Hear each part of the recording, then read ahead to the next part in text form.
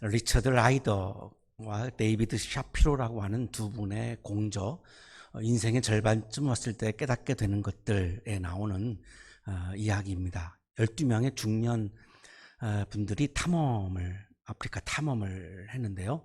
한 12,000km 정도 행군을 한 끝에 마사이족 족장 코이에를 만나게 되었습니다. 12명의 일행 중에 이 리더가 딕이라고 하는 분이었는데, 이 딕은 아주 최신에 나온 아주 최신 패션의 그런 좋은 배낭을 메고 있었고요. 그 배낭 안에는 여행에 필요한 잡동사니 모든 것이 다 아주 최신의 물건들로 이렇게 채워져 있었습니다. 만났을 때 코이에는 창 한 자루 그리고 막대기 하나 이렇게 들고 있었고, 딕은 그 코이 앞에서 배낭에 있는 물건들을 다 꺼내놓고 이렇게 자랑을 했습니다. 한참 듣던 코이에가 이렇게 말합니다. 이 모든 것이 당신을 행복하게 해줍니까? 이 모든 것이 당신을 행복하게 해줍니까? 우리도 많은 것들을 소유하고 살고 있습니다. 또 많은 것들을 소유하려고 굉장히 노력을 많이 하면서 살고 있는데, 코이에가 우리들에게 하는 질문은 당신이 얻고자 하는, 당신이 혹은 소유하고 있는 그 모든 것들이 다 당신을 행복하게 해줍니까? 라고 하는 질문입니다. 이 질문을 받은 딕이 한 대 딱 얻어맞은 그런 느낌이었고요. 가방을 다시 싸기 시작합니다. 그래서 필요 없는 것들은 다른 사람들한테 나누어 주고, 굉장히 가방을 이렇게 가볍게 줄이고 나서 더 즐거운 여행을 하게 됩니다. 이 책 3장의 제목이 인생에는 중요한 것이 많다, 그러나 중요하지 않은 것이 더 많다라고 하는 제목인데요. 한 부분을 인용하겠습니다. 우리의 삶은 여행이다. 그다지 길지도 않을 뿐더러 한 번밖에 할 수 없는 이 여행이 우리가 가진 전부다. 우리는 한 번밖에 살 수 없죠. 그리고 길지도 않죠. 눈 깜빡할 사이에 인생이 다 이렇게 지나갑니다. 우리 현준 씨는 와닿지 않겠지만 내가 살아보니까 굉장히 빠르게 지나갑니다. 제가 벌써 60인데요. 20대가 어저께 같은데 40년이 그냥 확 갔습니다. 바로 그런 이유 때문에 사람들은 여행 가방이 짓누르는 무게에 시달린다. 황무지로 떠나는 여행을 상상해 보자. 짐을 어떻게 꾸려야 할까? 많지도 적지도 않은 짐이란 과연 어느 정도일까? 코이의 질문 앞에서 우리가 고민하게 되는 것은, 그렇다면 적당하게 우리가 인생의 여행을 살아가면서 적당하게 가지고 가는 것은 도대체 어느 정도인가? 명확하지가 않죠. 낯선 곳을 탐험하는 사람들처럼 우리도 어쩔 수 없이 이렇게 물어야 한다. 내가 꼭 가져가야 할 것은 무엇인가? 적당한 것을 우리가 모른다 할지라도, 내가 죽을 때까지, 내가 죽는다 할지라도 내가 정말로 놓아서는 안 되는, 나에게 그러면 가장 중요한 한 가지가 있다면 그것은 무엇일까? 예수님은 그게 있었습니다. 내가 십자가에 죽더라도 이것만큼은 내가 놓을 수 없고 이것은 내가 끝까지 가지고 가야 한다라고 하는 게 분명히 있었는데요. 그럼 나는 과연 그게 뭘까? 여행이 중반에 이르면 사람들은 종종 너무 많은 짐 때문에 지쳐버리고 만다. 나를 행복하게 해주지도 않은 많은 것들 때문에 우리가 치이면서 살고 있다는 이야기죠. 특히 삶의 중턱쯤에 접어들면 대부분 그런 생각을 하게 된다. 그래서 죽기 아니면 까무러치기의 심정이 되고 만다. 책임감과 집착에 억눌려 모든 것을 벗어던지고 이제 그만 포기하고 싶어진다. 나를 억누르는 것들이 너무나 많아지다 보면 내가 왜 이렇게 살고 있지? 이게 왜 중요하지도 않은 것들을 나는 이렇게 붙잡고 내 어깨를 짓누르면서 살아갔을까 하는 순간 아예 삶과 인생을 포기하기도 하고 때로는 목숨을 포기하기도 된다는 겁니다. 이른바 중년의 위기가 찾아오는 것이다. 아프리카를 탐험할 때는 다들 무엇을 갖고 가야 하는지 잘 알고 있다. 하지만 무엇을 두고 가야 하는지에 대해서는 말문이 막혀버린다.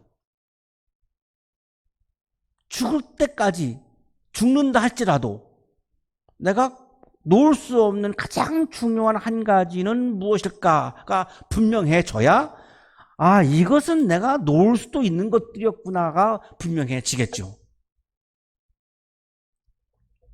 코이에의 마사이족 족장이 오늘 아침 우리들에게 주는 질문은, 또 예수께서 우리들에게 주시는 질문은, 죽는다 할지라도 정말로 놓을 수 없는 당신이 가장 중요하게 여기고 있는 것은 무엇입니까? 라고 하는 그런 질문입니다.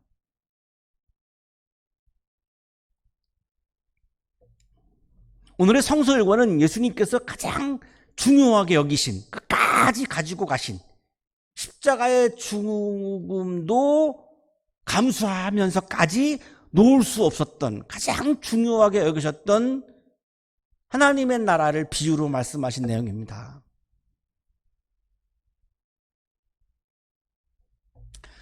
한국교회는 예수님이 가장 중요하게 여기셨던 것에 대해서 영혼구원 혹은 교회 성장 이렇게 주장을 하시는데요.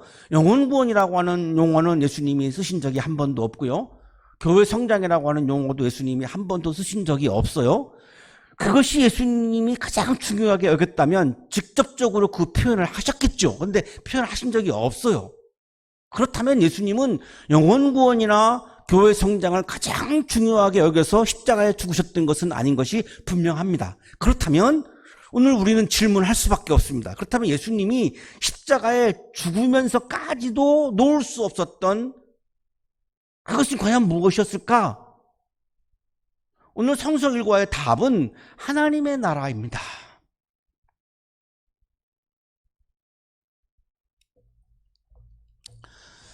주전 63년에 유대가 로마에 의해서 정복됩니다. 폼페우스 장군이 유대를 침공해 들어가가지고 유대를 지배하는데요. 7세기 무슬림이 팔레스타인을 점령할 때까지 무려 700년간 로마의 지배가 계속되었습니다. 유대인들은 로마의 식민지로 700년을 산 거죠. 우리가 일제의 노예를 36년간 살았는데요. 그 노예 일대 생겨난 여러 가지 아픔들이 아직까지도 치유되지 않고 있죠.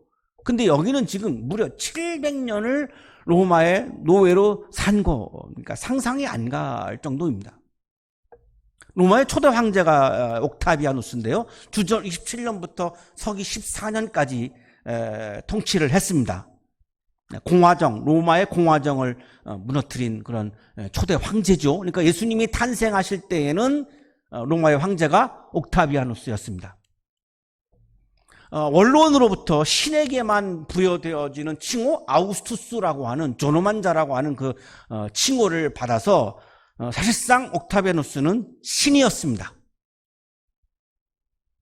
유대의 나라를 직접 통치할 수 없으니까 위탁을 합니다. 그게 이제 헤롯 대왕입니다. 헤롯 대왕에게 유대의 통치권을 위탁을 했는데요. 헤롯 대왕이 통치하다가 주전 4년에 죽습니다. 그러니까 이제 통치하던 유대 영토를 여러 개로 나누어 가지고 아들들에게 이제 분배를 하는데, 예수님이 태어나서 사셨던 이 갈릴리 지역은 헤롯 안티파스에게 상속이 됐습니다. 그래서 헤롯 안티파스가 예수님이 사셨던 이 갈릴리 지역을 통치를 한 거죠.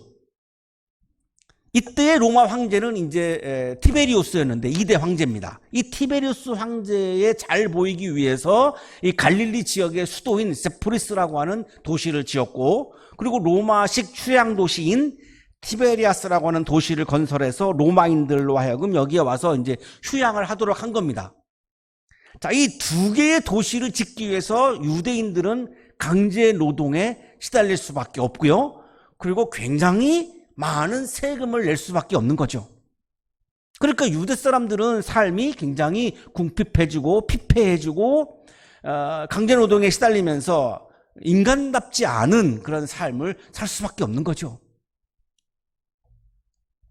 이때 예수님의 사역이 이루어졌습니다. 로마의 식민지를 살면서 강제노동에 시달리고 많은 세금을 내고 아주 비인간적인 하나님의 형상이 다 박탈당한 짐승과 같은 삶을 살아갈 때 예수님이 나타나셔서 말씀을 하기 시작한 겁니다. 자, 이런 상황에서 예수님이 하시는 말씀이 괜찮아, 참아, 그냥 죽어서 천당 가면 되지. 과연 이렇게 무책임하게 말씀을 하신 게 예수님의 말씀일까요? 납득이 되지 않죠. 그 예수님이 그렇게 힘들어하는 유대인들을 보면서 얼마나 마음이 아파하셨는데 그냥 죽어서 천당 가면 되지 뭐 이렇게 말씀하셨다면 그거는 사람들에 대한 예수님의 책임감이나 긍휼에 여기는 마음이나 사랑이 전혀 없는 거죠. 그렇게 말씀할 리가 없는 거죠. 이런 상황에서 예수님의 사역이 시작됐다라고 하는 것을 우리가 주목해야 되고요. 신약 성경 고고학자가 이렇게 말합니다. 예수님의 공생애는 누가복음의 대조연대를 통해 볼 때 기원 후 27년에 시작된다. 그러니까 바로 갈릴리의 수도 그리고 휴양도시 티베리아스를 건설 막 할 때, 티베리우스 황제가 통치할 때, 헤롯 안티파스가 통치할 때 예수님의 사역이 시작된 것이 고고학적으로도 분명합니다. 자, 이런 상황에서 예수님이 처음으로 일성으로 딱 던지신 메시지가 하나님의 나라가 가까이 왔다 이렇게 말씀한 겁니다. 죽어서 천당 간다라고 하는 것이 아니라 지금은 로마의 나라에서 우리가 살고 있지만 이미 하나님이 다스리시는 강제 노동도 없고 세금도 없는 하나님의 사랑이 넘치는, 하나님의 용서가 넘치는, 평화가 넘치는, 정의가 넘치는, 모든 생명이 존중받는 그런 하나님의 뜻이 다스리시는 하나님의 나라가 가까이 왔다. 힘을 내라. 이렇게 말씀한 거죠. 이 예수님의 말씀은 하나님의 나라는 죽어서 가는 게 아니라 죽어서 가는 하나님의 나라가 없다는 말이 아닙니다. 또 오해하지 마시고요. 이 본문은 마가복음 1장 15절 이 본문은 예수님의 첫 일성 이 선포는 죽어서 가는 하나님의 나라를 말씀하신 것이 아니라 하나님의 나라가 가까이 왔다라고 했으니까요. 로마의 식민지로 살고 있는 이곳에 지금 여기에 하나님이 다스리시는 티베리아스가 로마 황제가 다스리는 로마의 나라가 아니라 하나님이 다스리시는 하나님의 나라가 지금 여기에 가까이 왔다 이렇게 말씀한 거잖아요. 헬라어 성서에 가까이 왔다라고 하는 것은 앵기켄으로 되어 있는데요. 현재 완료형입니다. 이 캠브리지 대학교의 도드 교수가 앵기켄을 has come 왔다라고 그렇게 번역을 하고 있습니다. 지금 여기에 하나님의 나라가 시작되었다. 현재 완료. 시작되었다. has come. 이렇게 번역을 하고 있는 거죠. 도드는 복음 설화들 가운데서 가장 특징적이며 두드러진 점은 하나님 나라의 현재적인 도래라고 주장한 점에서 옳았다. 레드라고 하는 신학 성서학자가 풀러 신학교에서 신학학을 가르치는 이분이 도드의 이런 관점에 대해서 굉장히 동의하고 옳다라고 지지를 하고 있습니다. 레드는 마태복음 12장 28절을 인용하면서 이 땅에 도래하는 하나님의 나라를 강조합니다. 그러나 내가 하나님의 영을 힘입어서 귀신을 쫓아내는 것이면 하나님의 나라는 너희에게 왔다. 예수님께서 귀신들을 많이 내쫓았죠? 그러면 하나님의 나라가 여기에 왔다 이렇게 말씀하고 있죠. 마태복음 12장 28절에 예수님께서 직접 하신 말씀입니다. 자, 이 본문도 죽어서 가는 천당이 아니라 지금 여기에서 이루어지는 하나님의 나라를 강조하고 말씀하고 있는 거죠. 티베리우스 황제가 주권을 가지고 있는, 티베리우스 황제가 주인인, 그래서 티베리우스 외에는 모두가 티베리우스의 노예로 살아가야 되는 그런 로마의 나라가 아니라 하나님에게 주권이 있는 하나님이 주인이신, 그래서 사람의 노예로 살지 않는 자유롭게 사랑 안에서 살 수 있는 하나님의 나라가 가까이 왔다라고 하는 이 예수님의 첫 일성의 설교는 노예로 살고 있는 유대인들에게는 기쁜 소식이죠. 복음이죠. 그래서 예수님의 말씀을 기쁜 소식, 굿뉴스, 복음, 요한계일론이라고 말한 겁니다.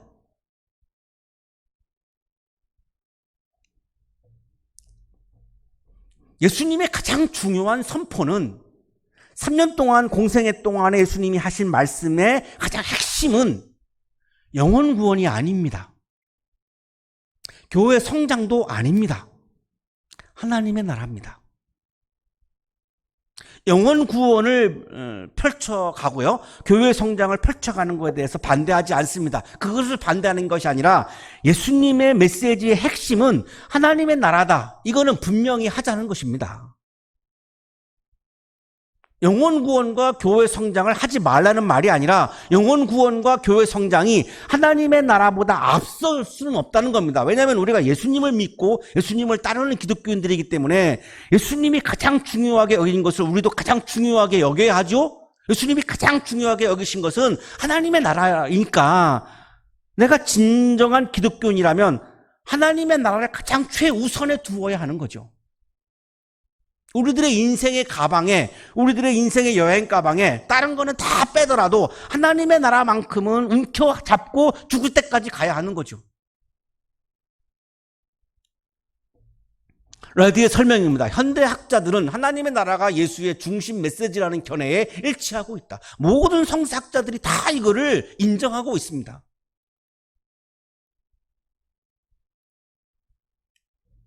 프랑스 소르본 대학의 신학자 로이지 교수가 복음과 교회에서 이렇게 말합니다. 예수는 하나님의 왕국을 선포했는데 막상 그 후에 되어진 것은 교회였다. 교회가 하나님의 나라를 대치하면서 하나님의 나라는 교회에서 사라졌다, 이렇게 말한 거죠. 그러면 예수를 따르는 게 아니죠. 자, 예수님께서 가장 중요하게 여기신 것은 하나님 나라인데요, 마태복음 13장은 하늘나라의 비유 8가지의 비유, 예수님의 말씀입니다. 씨 뿌리는 자의 비유, 가라지 비유, 겨자씨 비유, 누룩 비유, 보물 비유, 진주 비유, 그물 비유, 훈련받은 서기관의 비유, 8가지 비유를 하늘나라를 비유로 말씀하신 겁니다. 왜냐하면 우리가 하늘나라를 본 적이 없지요. 그러니까 예수님이 비유로 말씀하실 수밖에 없어요. 우리가 본 적이 없으니까 비유로 말씀하실 수밖에 없잖아요. 씨 뿌리는 자의 비유는 우리가 지지난주 성서일과를 우리가 묵상을 했고요. 자, 오늘은 이 3번부터 8번까지가 오늘의 성서일과예요. 여러 가지여서 굉장히 갈 길이 바쁜데요. 자, 레드의 설명입니다. 하늘나라는 하나님의 나라와 같은 의미이다. 자, 여기 지금 마태복음 13장에서 비유로 예수님이 말씀하시는 하늘나라는 하늘에 존재하는 공간 하늘나라가 아닙니다. 하나님이 다스리시는, 하나님이 통치하시는 하나님의 나라를 말하는 겁니다. 인용하겠습니다. 하늘나라란 셈조어 형태이고 하나님 나라는 동일한 문구의 헬라어 형태이다.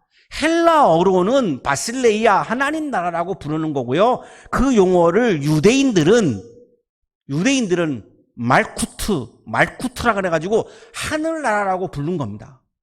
왜 그랬냐면 우리가 아버님의 이름을 직접 호명하는 것은 굉장히 불효죠. 자, 마찬가지로 유대인들은 하나님이라고 하는 이름을 직접 안 불렀습니다. 하나님을 대체하는 말이 하늘이었습니다. 그러니까 하나님 나라를 하늘나라로 바꾸어서 부른 거죠. 그러니까 하늘나라는 하늘에 존재하는 공간 하나님 나라가 아니라 하나님이 다스리시는 나라이다 라고 하는 것을 지금 레드가 설명하고 있는 겁니다. 자, 오늘의 성서율과 13장 31절 33절은 겨자씨 비유, 누룩 비유이고요. 44절 52절은 보물 비유, 진주 비유, 그물 비유, 집주인의 비유, 겨자씨의 비유, 집주인의 비유인데 겨자씨 비유와 누룩 비유는 무리들에게 하신 말씀입니다. 31절입니다. 예수께서 또 다른 비유를 들어서 그들에게 말씀하셨다. 하늘나라를 하나님의 나라를 지금 비유로 말씀하는 거죠. 겨자씨와 같다. 어떤 사람이 그것을 가져다가 자기 밭에 심었다. 자, 겨자씨로 하나님 나라를 비유하고 있죠. 겨자씨는 이 세상에 있는 거죠. 이 세상을 초월한 어디 우주에 있는 게 아니죠.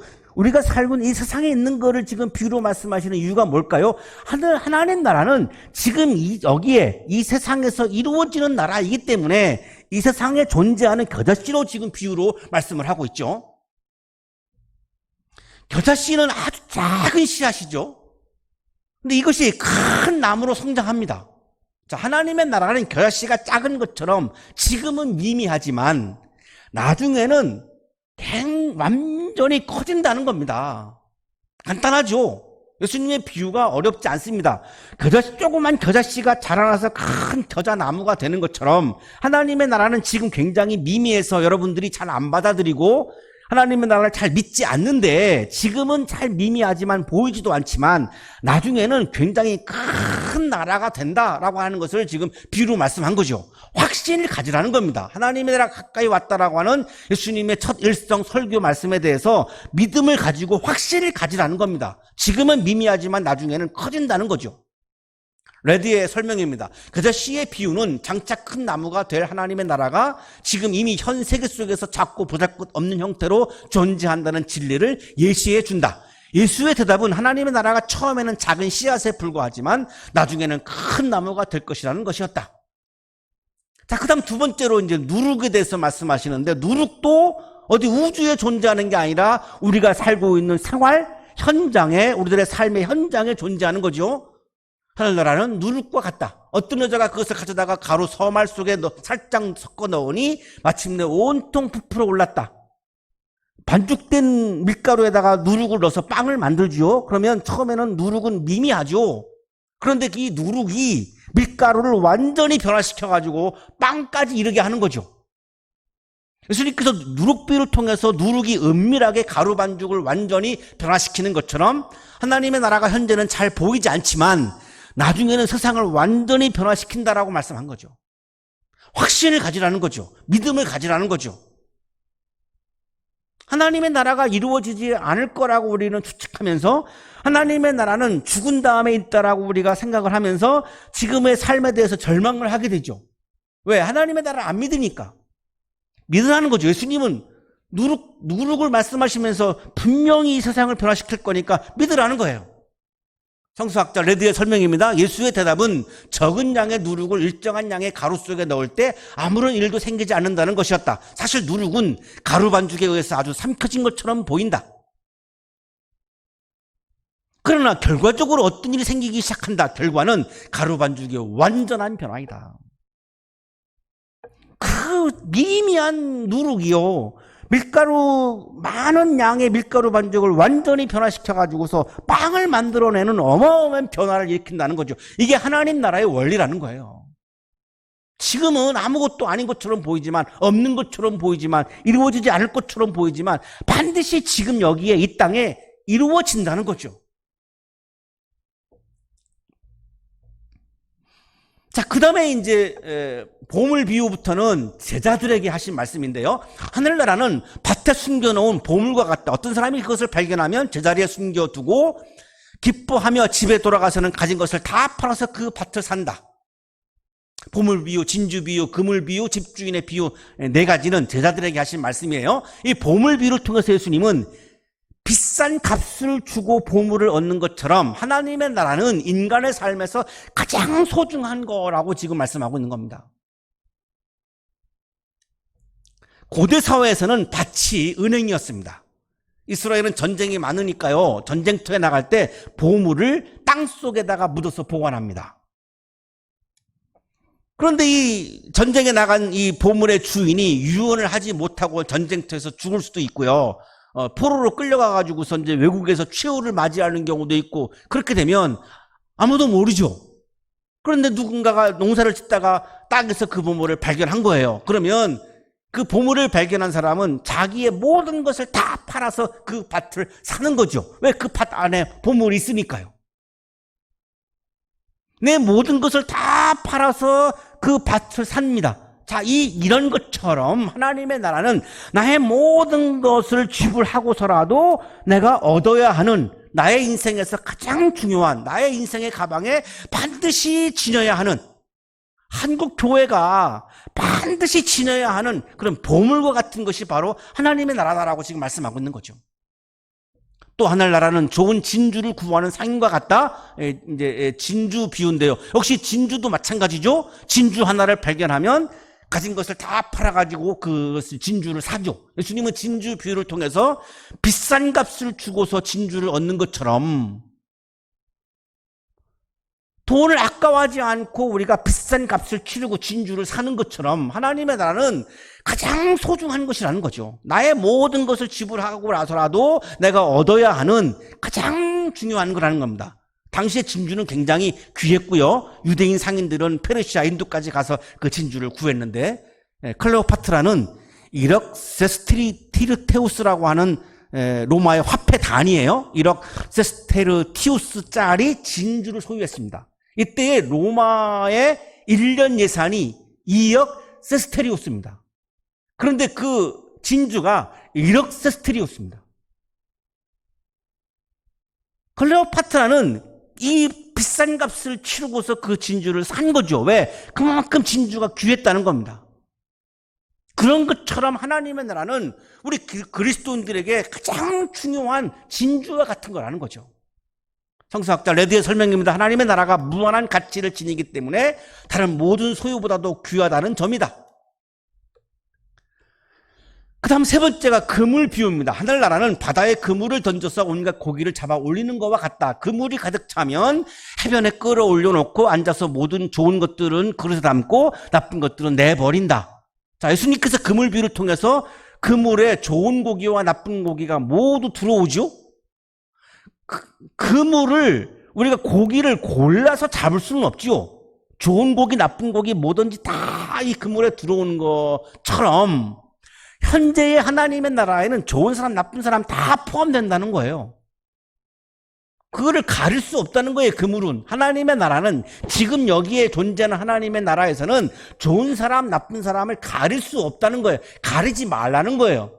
그물은 그것을 가리지 않는다는 거죠. 세상 끝날에 종말에 천사들이 그것을 골라낸다는, 악한 사람들을 골라낸다는 거예요. 그러니까 지금은 그걸 가리지 말라는 거죠. 그래서 바울은 사람은 다른 사람이 악하다 선하다 판단하지 말라고 강조했죠. 고린도전서 4장 5절. 그러므로 여러분은 주님께서 오실 때까지는 아무것도 미리 심판하지 마십시오. 그물은 좋은 고기 나쁜 고기를 가리지 못해요. 자, 그게 하나님 나라라는 거예요. 그러면 오늘날 교회에서는 나는 선하고 너는 악하고 저 사람은 선하고 저 사람은 악하고 이렇게 판단하지 말라는 거예요.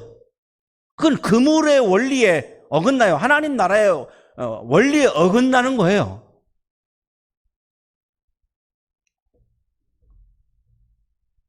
기독교인들이 광화문에 모여가지고 지금도 어떤 특정한 사람들을 향해서 막 비방하고 정죄하는 시위를 하고 있어요. 지금도 하고 있어요. 그거 하지 말라는 거예요, 제발. 천사들이 할 거라는 거예요. 천사들이 할 거를 왜 니네가 하느냐 이거죠. 갈릴리 바다에 20여 종의 물고기가 있는데요. 그물에서 고기를 다 이제 모으면 이제 물가로 끌어내죠. 유대인들의 청결법에는 물고기 중에서 먹을 수 있는 것과 먹을 수 없는 것을 분명히 구분하고 있습니다. 레위기 11장 12절 물에서 사는 것 가운데서 지느러미가 없고 비늘이 없는 것은 모두 너희가 피해야 한다. 지느러미가 없는 물고기, 비늘이 없는 물고기는 부정하다, 먹지 말라라고 되어 있습니다. 성경에. 이건 나쁜 고기죠. 예를 들면 고등어, 갈치, 복어, 뱀장어, 게, 새우, 가재, 달팽이, 조개, 굴, 오징어, 문어. 저는 다 좋아하는 거네요. 네. 이게 다 부정한 생물로 규정되어 있습니다. 레위기에. 그러니까 어부가 그물에서 고기를 잡으면 이런 것들은 다 버리는 겁니다. 이런 고기들은 잘 상하는 겁니다. 고등어 회는 제주도 가야 먹어요. 지금은 보관하는 과학이 너무나 발달해서 이게 이제 잘 상하지 않기 때문에 지금은 우리가 이거 죄책감 없이 그냥 먹잖아요. 예수님이 모든 음식은 깨끗하다라고 말씀하셨기 때문에. 근데 옛날에는 유대 사회에서는 이게 다 부정한 고기들이에요. 그러니까 어부가 이걸 다 버리는 거죠. 성서학자 레드의 설명입니다. 하나님의 나라는 예기치 못했던 모습으로 나타나 좋은 고기와 나쁜 고기를 건져내는 그물과 같은 역할을 할 것이다. 초청은 모든 사람들에게 했으나 응답하는 사람만이 하나님의 나라의 제자로 받아들여질 것이다. 하나님의 나라는 차별 없이 모든 사람을 초청하는 겁니다. 거기다 대고 우리가 너는 선하다 너는 악하다라고 이렇게 정죄하면 안 되는 거죠. 하나님의 나라는 모든 사람을 다 초청하는 겁니다. 하나님의 나라를 당사자가 받아들이냐 안 받아들이냐에 따라서 종말에 가서 구별이 이루어지는 거죠. 천사가 그거를 그 사람이 하나님의 나라를 받아들이냐 안 받아들이냐를 놓고 구별을 하는 거죠.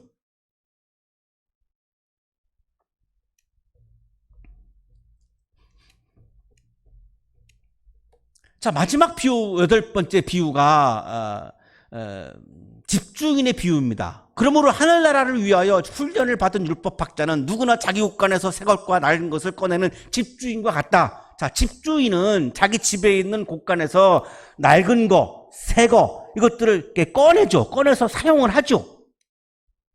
양용희 교수의 설명입니다. 여기서 서기관은 예수의 제자들을 지칭하는 것이 분명하다. 개역 성경에 서기관으로 되어 있고 우리가 읽고 있는 세번역에는 율법학자라고 되어 있는데요. 자, 이것은 예수님의 제자들을 의미하는 거다라고 지금 설명을 합니다. 예수님께서 집주인의 비유를 통해서 집주인이 곳간에서 새 것과 낡은 것을 꺼내는 것처럼 제자들에게 하나님 나라의 복음을 자신의 세계에 가두지 말고 꺼내어서 세상에 전파하라고 말씀한 거죠.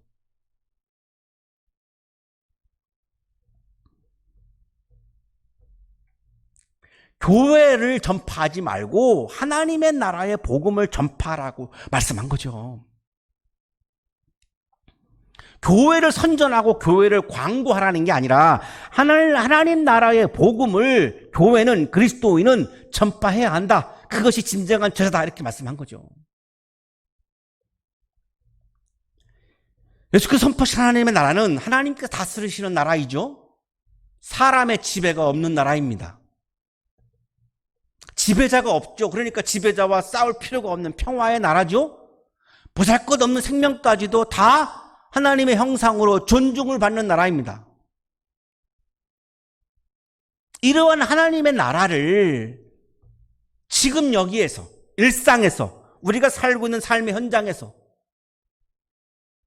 겨자씨, 누룩, 그물, 보물, 진주 이게 다 지금 우리가 살고 있는 세상에서 우리가 다 사용하고 있는 것들이죠. 자, 이런 것처럼 하나님의 나라를 우리들 일상 속에서 삶의 현장에서 내가 살고 있는 삶의 상황에서 이것을 조금씩 여자씨가 잘하는 것처럼 누룩이 변화시키는 것처럼 조금씩 확장해 가기 위해서 최선을 다하는 사람이 바로 진정한 예수님의 제자다라고 예수님이 말씀하신 거죠.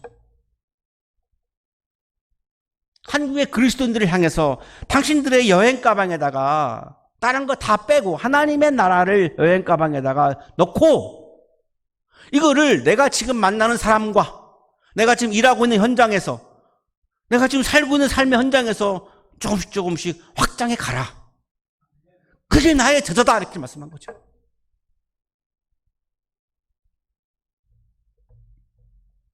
한국의 그리스도인들에 의해서 주님이 그렇게 원하시는 가장 중요하게 여기시는 하나님의 나라가 조금씩 확장해 가는 그래서 주님을 기쁘게 해드리는 한국교회가 되시기를 축복합니다. 거룩하신 주님, 하나님 나라를 위해서 주님은 십자가에 죽으시까지 하셨는데 우리들은 우리들의 인생의 가방에 하나님의 나라를 넣지 않고 온갖 잡동사니들을 넣고 살아가고 있음을 고백합니다. 주님의 명령에 따라 우리들의 삶의 현장에서 일상에서 하나님의 나라를 확장해 가는 주님의 제자로 살게 해 주옵소서. 주님을 기쁘게 해드리며 우리들의 기쁨이 충만케 하여 주옵소서. 예수 그리스도 이름으로 기도하옵나이다. 아멘.